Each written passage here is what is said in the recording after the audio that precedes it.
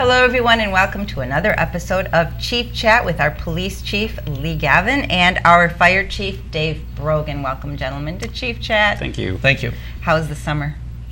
My summer was great. All Beautiful right. weather. I hate to see the fall come, I know, but I know. days are getting a little shorter, gets dark earlier, but we had a good summer. Absolutely. Yeah, too short, You did of course. okay? Yeah, my daughter started her first day of high school today, so.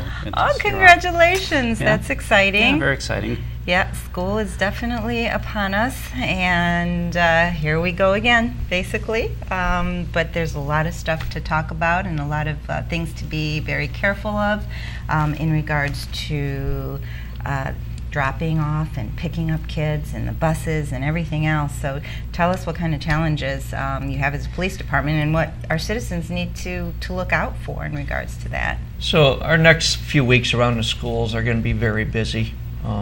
New parents, like Chief Dave was saying, his daughter is going to a new school, so Right. we get a lot of new students going to new schools. The parents are dropping the kids off at school, picking them up.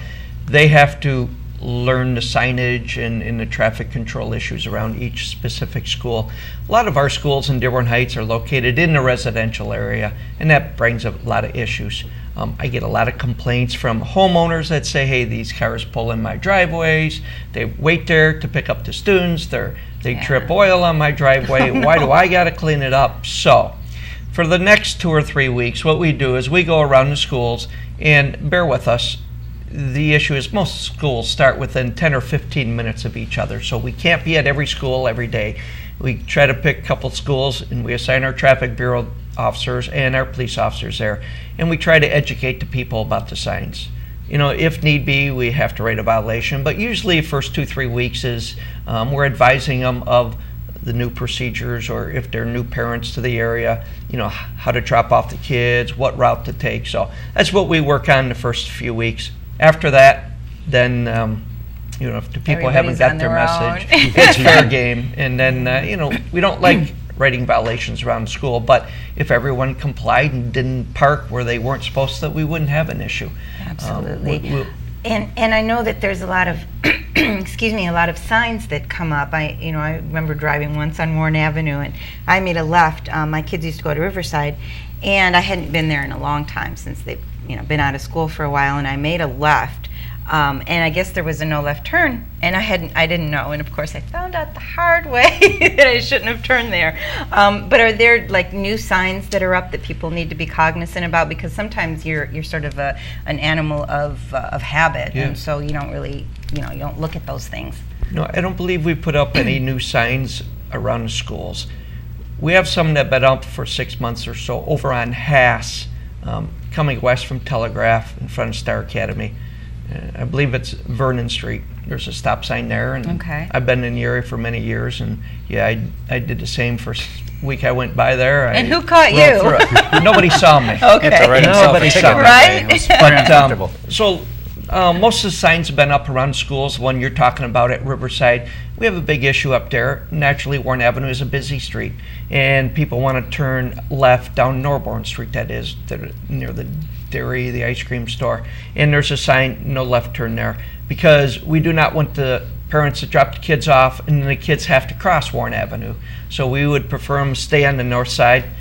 Use the Warren Valley parking lot. Yeah. That is the best. You pull in there and then your kids, Nice they to might have do. to walk a little longer to the doors at Riverside, but at least they're in a safe safe. area. Absolutely. So we have some new signs on Ford Road. It shouldn't really affect the schools.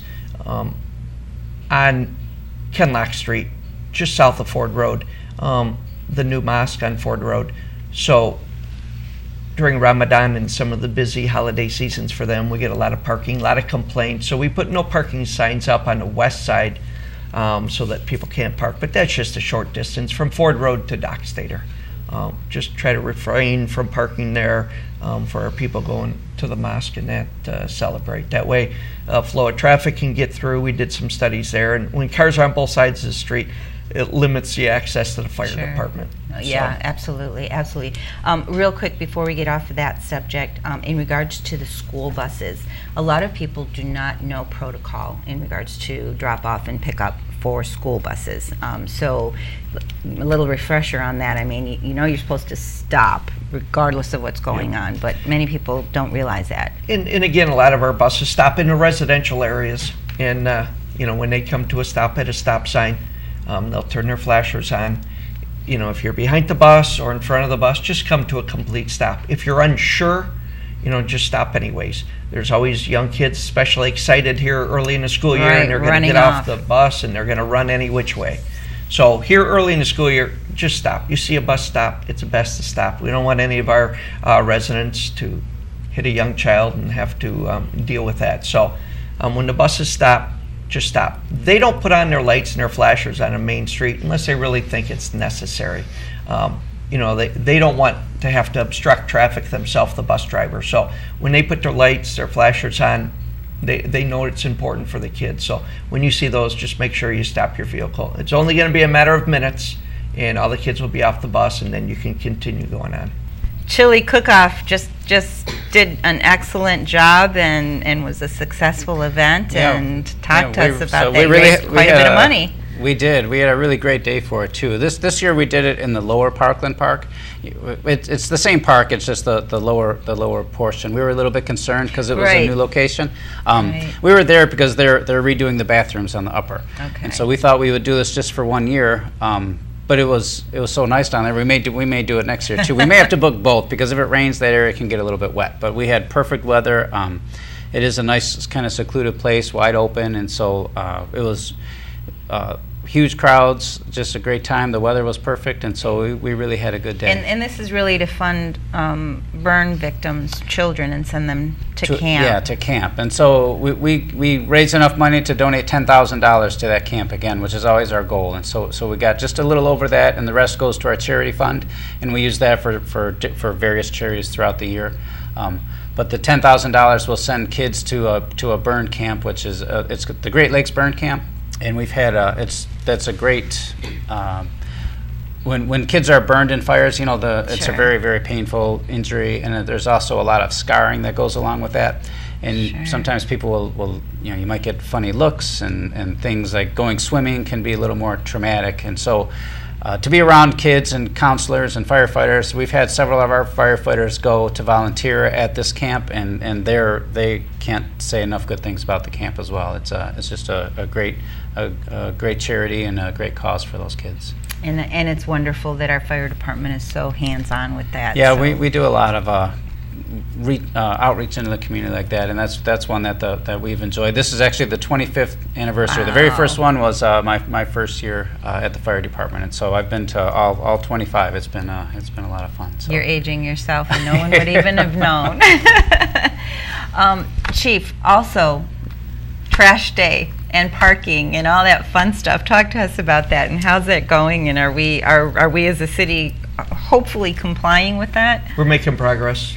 As our residents know, we started a new trash company, new pickup service in January, but we started a couple months before that, last October, November, advising our citizens under the ordinance that was passed by the City Council, no parking on trash day from 7 to 7.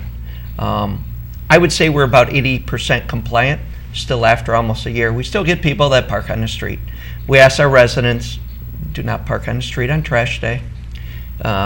If need be, we're kind of allowing you to park up on a city strip or something. Naturally, if it's a rainy day and it's, the lawn's a little soft, don't do it. You're going to leave some damage to your lawn, that'll be long term.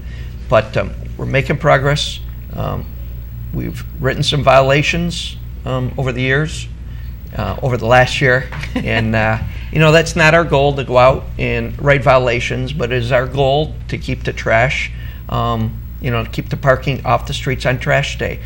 With our contract with the trash hauler through the city, the city guarantees that that the trash company will have access to trash containers. So sort of our job to make sure that people are not parked and blocking the trash containers.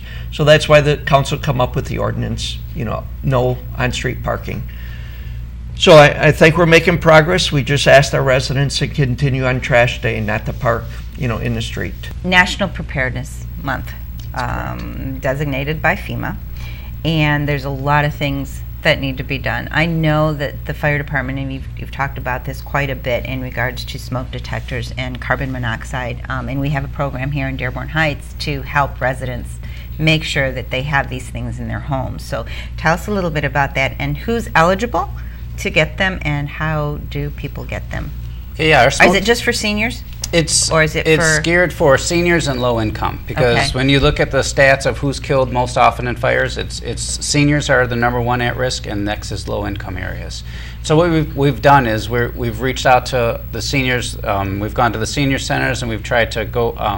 A lot of it's being spread word to mouth now. Now that people are finding this program has been so beneficial, they're telling their neighbors who are passing it on to their neighbors, and it's really gained a lot of momentum, and we're getting a lot of positive feedback. And so this is by far the most aggressive residential program that Dearborn Heights has ever done. And what we do is we'll come to your home, and we'll take a look through and make sure that you're as fire safe as we could possibly make you.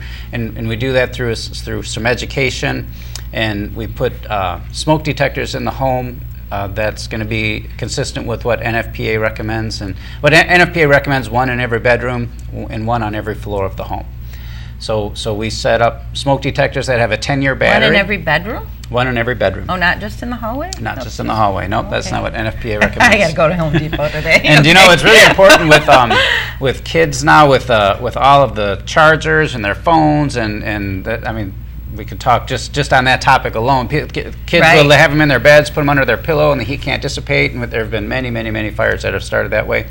So now, can your phone catch on fire if it's not plugged in and under your pillow from the heat? Well, anything, if it's remember the Note phones, there could be a malfunction on any kind of phone, and so any kind of thing that has electricity and power that you could have a short, and so that's even cigarette butts. If a cigarette butt, typically if you put one on the table here, chances are it would melt this, but it wouldn't catch on fire. When things are on top of it and underneath there, then the heat will start to build and collect, and that's how you have a fire, when the heat can't just dissipate into the air. But anyone who's over 65 years old, if you contact the fire department, and then we've gone to low-income neighborhoods where we've gone door to door, knocking on the doors, and anytime we have a fire, we tend to go to the areas right around the fire, because that really gets people's attention. Because you know, a fire is something you don't think you're ever going to have, and then when you actually see a neighbor's house burn, you're much more open to the fire safety message. But we do the smoke detectors, it does. And we put in a carbon monoxide detector, and we put in a fire extinguisher. And we strongly feel that when we leave that house, the residents are much more safe from fire than they were when we got there, and that's the goal. And so, you know, it's hard to measure, you know, a fire that didn't happen, but this certainly is going to help get people, if they do have a fire, they'll know how to get out in Absolutely. And we do have the ping alerts as well. Still have that. In Dearborn Heights. Yeah, that's a big part of, like, when we're talking about FEMA and the national preparedness. Actually, if you go to the WDHT TV Facebook page, I think there is a link to the FEMA preparedness site, and that's where you can find all kinds of information. You know, with the flooding we've had and any kind of emergency, it's best, the more prepared people are when something like that happens, the easier it is, obviously, on the people themselves, but on all the rescuers and the emergency people that are coming in to try to mitigate this incident. You know, when something really that large, if everyone then tries to, I need to get water, I need to get all these things, it makes it just complicates everything. Proper planning. That's correct. Prevents bad outcomes. Right. Absolutely. So proper planning. The Go Kit or whatever, that's some of the things that they recommend you have. And so you want to just have some blankets and water and things along those lines. So what, like you said, have a kit, but what kind of advice can we give to individuals who may face this kind of thing again? Well, the biggest thing is to keep everything off the floor in your basement, because that's where the flooding is going to come. You're going to get water in your basement, and if you typically know if you live in an area that's susceptible to flooding, and so don't put things on the basement floor. Just get them up off the floor as much as you can. In Dearborn Heights, we were one of the most well-protected cities around. Bob Ancrap, our emergency director, is very big with the flooding, and having he had. When we had those floods, he had cots set up at different community centers to make sure people had a place to go sleep, so they would have a place to go. The mayor actually met me at the South End Fire Station, and we had the USAR water rescue team running out of the South End fire station that day. And so the citizens of the South End were the best protected in the area. We would get calls. The mayor and I would go out them together. We called different news organizations, and we had them come to the South End station, and we spoke to them to try to get the word out as much as we could. And again, this is another time for that Ping 4 alert to. And you can download that for free. You download that for free on the Play Store or whatever the one Apple is called, the download center. But yeah, you just get the app on your phone, and you can just set it in for Dearborn Heights, and when we have a message like that, we can get it out to everyone. It's a great way to communicate something along those lines. And even after that happened, you and the mayor went door to door and yeah, with the FEMA people. Yeah, he was very much involved in this, because I've heard some people mention that. Well, where was the mayor during the flooding? And I was like, the mayor was actually going to calls with us from the South End station. He had lunch with the USAR Rapid Rescue Team at the South End Fire Station, and so we were. The South End citizens were certainly very well protected, and the North End as well. But that we had a Zodiac boat, and we did some water rescues where we had to take the boat down. And before we have like an old John boat that we would walk through, and so this was much more, people in wetsuits, so you're not getting contaminated with all that water, and it was we were very well prepared and very well protected. And I would just like to say real quick again, I always support our fire department. And I think we got one of the best fire departments around under direction of Chief Brogan. That is on tape. That's right. I owe him lunch or something. I'm not sure what he's after. Going back to some of those smoke detectors, a few residents called me that had them installed, and just wanted to compliment the professionalism of the firefighters and going to their homes and that. So I just wanted to bring that up. They do a very good job. And he's talking about preparedness. Our firefighters are well prepared and well trained, and we're in good hands in our community. Absolutely. With them. I tend to agree with you on that. Also, on another note, in terms of the floods, I know we were talking with Bob earlier, and he was talking about the special rider homeowners policy for flooding. So that's something that's really important, so people can because I know I was reading some policies or some issues about flooding where if it doesn't come into your front door or your back door or your window, sometimes you're not protected, and so looking on that special rider for insurance is really important. So you're not caught off guard. Yeah, because there are certain areas where you're required to have flood insurance, and so they think, well, now I'm covered. Or if they think I have my homeowner's insurance, and that's going to cover, but it doesn't cover the contents from a flood, and so. And a lot of the flooding is coming from the drains underneath the floor. Right, so it's really the sewer backup. Right, and so that's not covered by flood insurance. And so you want to be sure that you have that rider, which is not very expensive, so you want to talk to your insurance person and make sure that that's something that you have covered. Add that to a to-do list, which I'm going to do, and check with your insurance agent. That's right. Yeah, see what kind of riders you need in case we get a flood. Absolutely. You both have some walks that are on the calendar. You've got the September 16th Rotary 5K walk, which starts at Hype Athletics. Is that what you? Yes. Okay, so tell us about that a little bit and what it's for. So that walk on the 16th, it's a walk and a 5K run. That's sponsored by our local Rotary Club, and they give a lot back to the community. They'll have little bike-a-thons. They donate books to the library and different functions. So they're a very good civic group in our city. So come out and support them by running. It's like we said, Saturday morning. Can you walk too? You can walk. Okay. You can walk. Bob said he was going to drive it, so. Saturday morning, and you can register online. If you look up the Rotary website, you can register. And then I believe everybody gets the shirt, and it goes to a good cause. We had a run last year. It was a little wet and rainy, but me and the fire chief made it, and we're going to run again this time. So come out and join us, and the money goes to a good cause, our local Rotary Club. But all the information should be on the website. Like we said, it's Saturday the 16th, and I believe we're meeting at the Hype, and then we're going to run through Hines Hines Drive. Keeps you nice and active and in shape. Then you can go home and watch college football. There you go. There you go. And there's Heroes on Hines. Yeah, Heroes on Hines. Yeah. And you have a walk to support that as well, September 30th. Tell us about that. Yeah, that's a bigger event that has a 5K, a 10K. You hear that? It's a bigger event. They do a half marathon as well. So that's also at Hines around Haggerty is where this monument is. So they set up every year for the past, I'd say maybe 4 or 5 years. Yes. Yeah, and it's another good time. And the chief and I run that one together too. Now I have to admit this now that he said something nice, but he beats me every year. He always comes in actually he usually places in his age group. So I think it's over 90, the over 90 age group. No. Okay. So I think the lunch is. Yeah, we asked our residents if they're ever down in that area, Hines and Haggerty. There's a nice little area where they have all the names of the first responders from Wayne County that have been killed in the line of duty, police and fire. So it's a nice little memorial down there. You can pull off the road and park. So if you're in the area, Hines and Haggerty, stop in there one day. It's run by the County of Wayne, and they're the ones that sponsors this race. Absolutely. The conversation within the city that has really been sort of highlighted lately in a lot of discussion on Facebook pages and throughout the citizens is the cannabis issues, the medical marijuana and the dispensary and the whole conversation regarding that.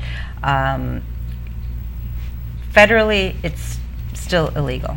Yes. And so we've talked a little bit where, you have the city and the state kind of thing. But as a police officer, I mean, if it's federally illegal, what is your approach to that whole concept of people being, having marijuana on them? As law enforcement officers here in the community, we have to follow the laws of the federal laws, state laws, our city ordinances. Still, unless you have a medical marijuana card, marijuana is illegal to possess. We still make arrests every day for possession of marijuana, delivery of marijuana, and naturally you gotta, pay. If you're arrested, you gotta go to court and pay whatever is due.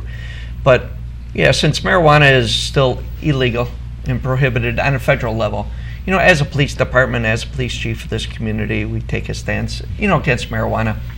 You have pros and cons for the use of medical marijuana, and that's for each individual person to decide on their own with the advice of their medical doctor. I know we had a study session a couple of weeks ago in the city, and you got your pros and cons with it. So, that's something for the city council to determine if the city of Dearborn Heights is going to be extended, a provision center or, allowing marijuana sales in the city. So that's going to be up to city council. And again, you have people in attendance there that are for it. You got people in attendance against it. So it's going to be a tough call for the city council, and I'm sure they'll do what's in best interest of our community. Absolutely, absolutely. But again, if it's federally illegal and yet we're still talking about it on a city-state level, that still doesn't make sense. It's a confusing it's topic. It's very confusing. Yep. So I mean, how do we explain that to people, or how does that come about, and how do you deal with that? I mean, that must be really difficult. It's difficult. Years ago we would make an arrest for marijuana, went right to the prosecutor, warrant was issued.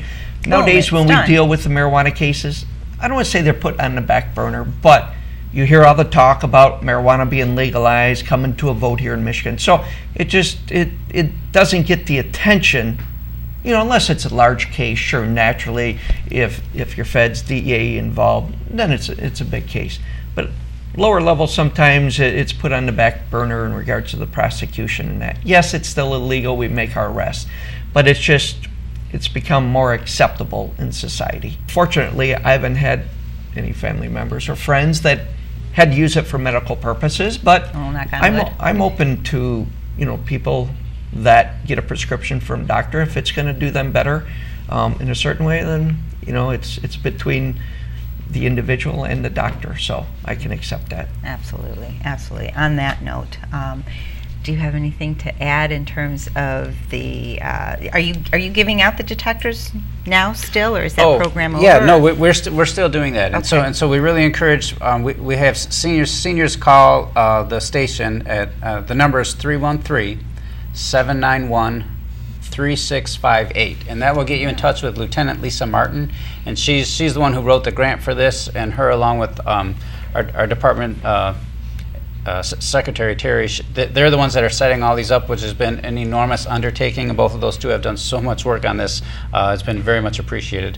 But between the work, actually they were just nominated for our department was for the Leland Gayhart Award, which is a fire prevention award that's done in Ann Arbor, and so we're waiting to see how they do on that. Out. Yeah, but to me, this has just been it's by far one of the most well received, and I think a lot of direct benefit to the people that are getting these, and I really feel they're much more safer from fire, and that's our whole goal, especially when we had a fatal fire involving a senior citizen just last year. Yes. And so who knows if we could have got into that house, maybe we could have avoided a fatal fire. So. And there was a fire recently with someone that was in a wheelchair who passed. Yeah, our guys were at that fire too. Yeah, the fire was in Westland, but right. But we do a lot of mutual aid with one another when it comes to fires, and so yeah, we had firefighters at that, and yeah, unfortunately it was someone who was blind and in a wheelchair, right. and like that, you would really need to have, like, if you have any kind of mobility issues, you really need to know about the fire as soon as possible, because there's such a small window to survive a fire where you have to get out. Absolutely. So, smoke detectors just go such a long way. Yes.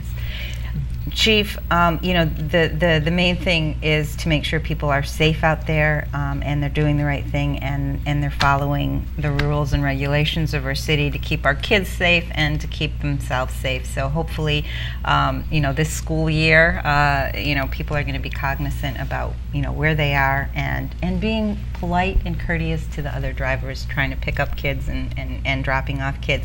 In about 30 seconds or less, do you have anything to say to everybody about just being courteous and cognizant of what you're doing out there with the kids? Just around the schools real quick. We ask our parents to obey the signs, and like you said, take the other parents in discretion. Don't try to cut them off or merge into a little parking spot. Work with each other. You're there for 5 or 10 minutes to pick up your kids. Make it a good experience for everyone. And then real quick, what I'd like to say is Chief Brogan, along with myself, we take a great interest in this community. We've been here a long time, so we ask our seniors and our residents, if you have any concerns, you can send us an email, reply, you can call our offices. If there's a problem around school, problem with stop signs, whatever, feel free to give us a call, and we'll do our best to try to get it resolved or pass you on to the people that can get it resolved for you. Absolutely. So we ask our residents, don't forget about us. If you have a concern, get with us. Open door policy, what more can we ask for? Thank you so much, Chief Lee Gavin, Chief Dave Brogan, and thank you very much for joining us on Chief Chat. Our city, our safety. Let's just be safe out there, and these two gentlemen are here to make sure that happens. Have a wonderful, wonderful day.